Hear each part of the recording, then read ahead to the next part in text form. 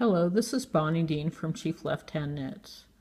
This tutorial will demonstrate the Intarsia technique to make a frame with ribbon yarn around the Rolling River scarf.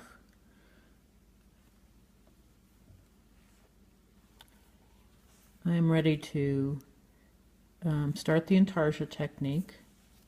The pattern calls for 2 purl stitches and then starting with a separate color source for Intarsia. So this is the purl row. In order to start this, the tail should be on the right side of the fabric, and then in the first row you simply start purling with the ribbon yarn. I'm going to be showing this in several segments. I have completed working in purl across my swatch that I'm using to demonstrate the Intarsia frame. I'm next ready to bring in a separate source of yarn, place the tail towards the right side of the fabric, and do 2 additional purl stitches.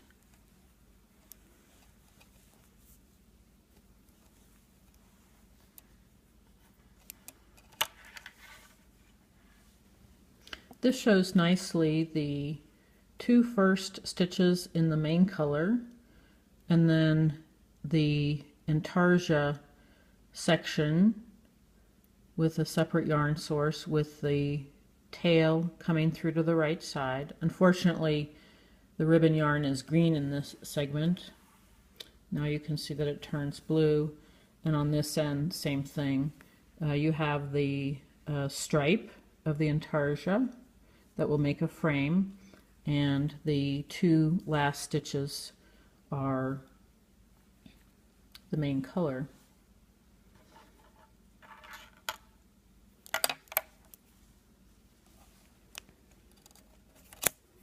So this is a 4x4 rib, so I'm going to knit 4 stitches, 2 main color stitches, and then for the Intarsia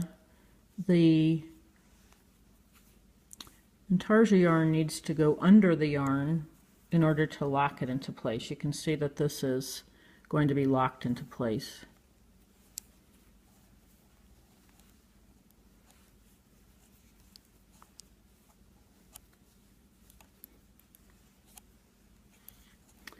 And then it's a 4x4 rib, so I'm going to purl 4.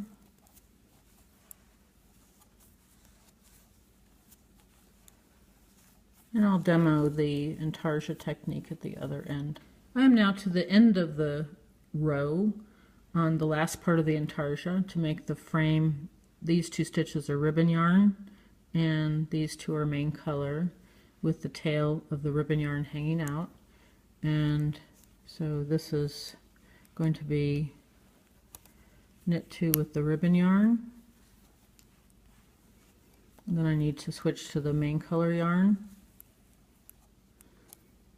securing the tail, and this second source of yarn from the main color needs to go under the working yarn from the ribbon yarn